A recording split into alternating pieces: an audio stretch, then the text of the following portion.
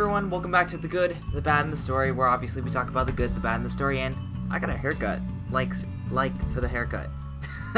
Anyways, so I saw Creed, and you might have guessed that by looking at the title of the video. Wow, this year has been a great year for movies, because, jeez, Creed was amazing. I mean, there's really no other way to put it. I'll get into the details in a second, but just right up front, Creed is amazing. If you haven't seen it, go see it now. And man, some of the best movies, or some of the movies that I think are going to be the best of the year, haven't even come out yet. Star Wars doesn't come out for another week. Tarantino's Hateful Eight doesn't come out for another 2. Ugh, it is a good time to be alive and be a movie geek. Anyways, let's get right to it. So, starting off with the good. Okay, fantastic. Okay, this is kind of tied into another one, but this movie has fantastic all-purpose lighting. Creed is directed by Ryan Coogler, the same guy who did Fruitvale Station a couple years back, and the way he shoots this film is actually pretty incredible. Well, it's a collaboration between him and his DP, Maurice Alberti. And the way they shoot this film is emphasizing a lot of longer takes. Not like the show-offy kind that you often see in movies like Alfonso Cuarón's movies like Gravity or Children of Men. Though there's nothing wrong with them. I actually like those films as well. But they're actually using it for a much better, for a purpose. Like, so, for instance, like, if you have a shot, like, on a character who's, like, coming in through a door, right, and then they go to talk to this person in the room, instead of simply just going from starting in a master, going to the person who's coming in through the door, and then cutting to another close-up of the person that he's talking to, often what he'll do to set up a shot is he'll start on the door with the person coming in, and then he'll just do a whip pan to the person he's talking to. And this can... and this varies. Sometimes that carries on for just the course of of maybe like 10-20 seconds. Sometimes it'll last for the entire scene. There's one part where you've probably already heard of it, but I'm not going to get into too much detail here, where some of the fight scenes are shot with extended long takes, and it's nothing short of incredible. That one actually probably is showing off a little bit. But in order to pull that off, they are usually revolving around the characters, so they have to hide out all the lighting equipment. Now, for those of you who aren't into filmmaking, allow me to diverge a little bit right here, a little bit really quick. Most of, like 90% of what most filmmaking is, except for outdoor sequences, though even then they have other stuff in the background to cover up the sun and stuff like that, is lighting for a very specific angle. So usually what you will do is that you'll have your scene, and you're shooting from this angle here. All your lighting are going to kind of be here or off frame. And you can get away with that because your camera's only looking this way, so it doesn't really matter what's behind it. In shots like these, some shots require, the camera to move, and it turns around like all the characters and stuff. And that happens a lot in this film. But in order to do that, you have to hide all the lighting either by making it natural lighting, like lights that are fixtures in like the ceiling, or stuff like lamps, like this kind of stuff that naturally light the scene as it is without being too obvious. That's not a very easy thing to pull off here, and it's not a really easy thing to pull off, period, but it's really difficult to do it in this situation where they are constantly moving. And I don't know, I just felt it was pretty impressive, just from simply just like a setup and a shooting standpoint. So props to them there. This film has a terrific score, and there's something really interesting about that. This film's score is pretty incredible for two aspects. One is that it's one of the best combinations I've seen of mixing contemporary hip-hop music and just classic music, movie score. So just, orchestra pieces and, violins and all that good stuff like you normally see in films. Or normally hear in films, I guess is the better term for it. But it mixes that with good hip-hop beats as well, and really great songs throughout. The other thing it does is that it manages to be great, inspiring, and fantastic in its own right, without relying on the classic Rocky score. Like earlier this year when Jurassic World came out, that film utilized the original Jurassic Park score heavily to create a sense of nostalgia, and there was nothing wrong with that. I actually really liked how they did it in that film. But instead, this film chooses to keep things more at a distance. It kind of follows Donnie's story arc where he's trying to make a name for himself, but I'll get back into that with the story aspect. But it's trying to be its own score, and only in certain key aspects does it bring in elements of the original Rocky score. And when they do bring them in, it makes it all the stronger that they haven't been relying on it like a crutch for the rest of the film. So really, really fantastic, really, really great, fantastic score. I actually probably want to buy it and add a lot of them to my workout beat.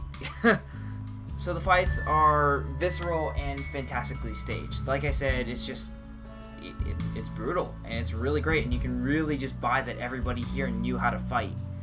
And that's not always a guarantee when you're talking about fight scenes staged here in the West, that your actors are just going to naturally know how to fight. Michael B. Jordan, he worked his ass off and he knew how to fight for this film, and it really, really shows that level of dedication. Also, so best performance by Sylvester Stallone in years, period. And it's probably his most humanizing role I've ever seen him personally, though I haven't been alive long enough to watch all of his films growing up, so you might have to tell me if there's some that I'm missing.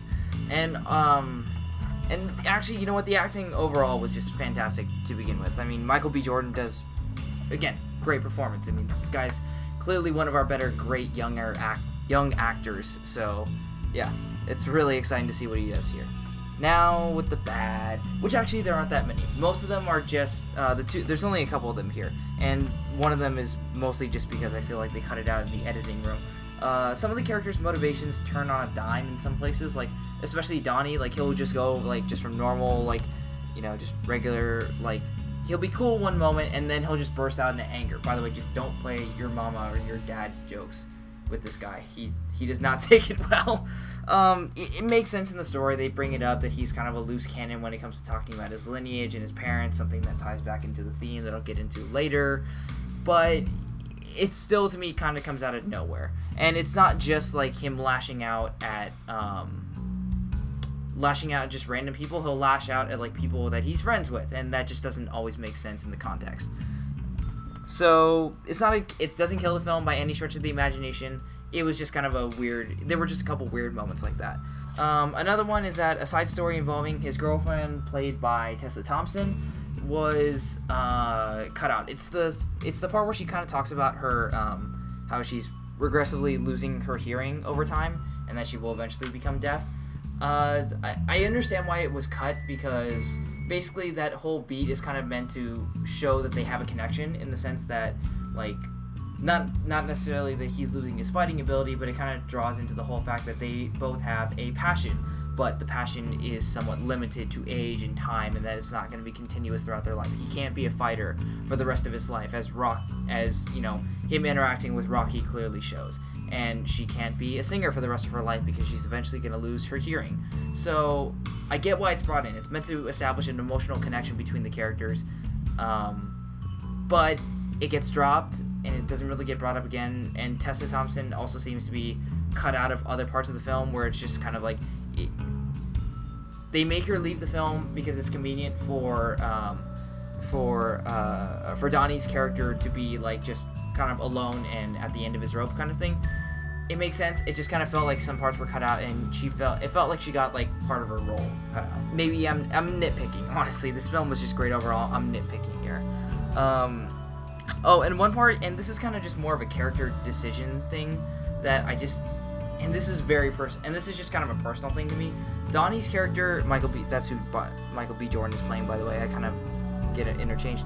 Donnie's character is very, very pushy for stuff. Like, he'll just say, it's like, oh yeah, so I'm gonna move in with you, and then it's like, okay, I guess he's moving in with you. And I don't know, maybe it's just the people that I hang out with, but people I know with, including myself, don't get away with just saying shit like that, there's a little bit more of a discussion that goes on. It keeps the story at a good pace. It does define like he's kind of a rash character, and that everyone else is trying to rein him in a little bit. But the fact that everyone just kind of seems to go along with it, it's a little uncomfortable in certain parts. But again, nitpick, I'm evil, whatever. And on to my favorite part, the story. There are two primary themes in this film, both of which I thought were pretty fantastic overall. One is dealing with name and legacy, and two is the need to fight, but needing others to make you want to fight, which makes it different from the original Rocky in some ways, as far as I believe. It's been a while since I've seen the original Rocky, so maybe call me out on that in the comments section. But he ultimately has to deal with. I really like this theme overall because Well, one, it's kind of something that we can all relate to. It's this constant conflict that we are either going to be similar to our parents or we are going to intentionally try to be different. And it's the wrestle with that. Donnie is literally struggling with that the entire film on whether he wants to be his father or whether or not he wants to just go off and be on his own.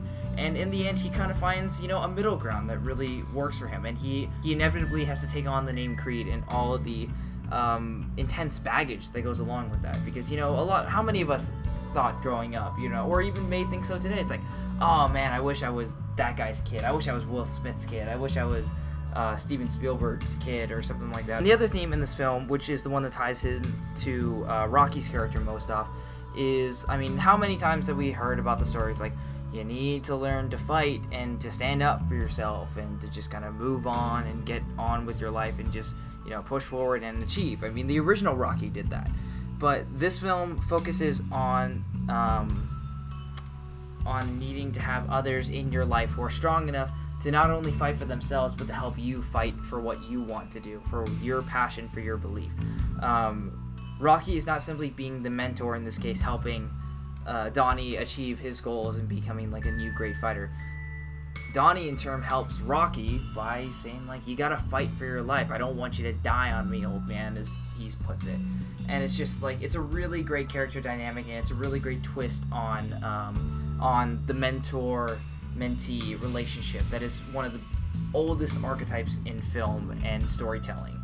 And often that archetype is just used specifically for, we need to put this young man on his journey, and then he needs to go off and he needs to do all his great things, and then the mentor will die eventually because the mentor can't stick around forever.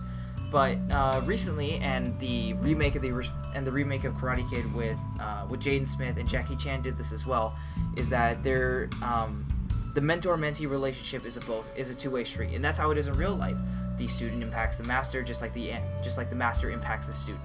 And to see this film kind of really go into that is fantastic because it drew such great performances out of Stallone and Jordan, and it was a blast to watch.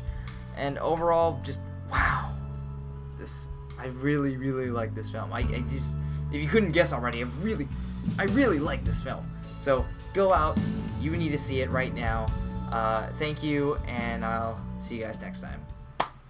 Hey guys, thanks for watching. Don't forget to like and subscribe right down there. Also, don't forget to follow us on all of our linkies: Facebook, Twitter, Instagram, all that good stuff. Check out our weekly Vine if you're into just quick little comedy bits per week. Hopefully weekly, depends on I have time or not, or I have an idea. We'll see. But if you want to see more, don't forget to click this link right here where I do Good, the Bad, and the Story on The Good Dinosaur, which was also a good film. Not nearly as good as Creed, but it's also good. You should check that one out as well. And if you want to see me talk about Rocket Jump, a studio here on YouTube's latest short film, Fan Friction, and why they are just like Linkin Park, in my opinion, check out this show right here, which I call In My Honest Opinion. Guess what that one's about. Thank you guys for watching, and see you guys next time. High five. Bro fist. Rip off every YouTuber's sign-off comment. I gotta come up with my own iconic one.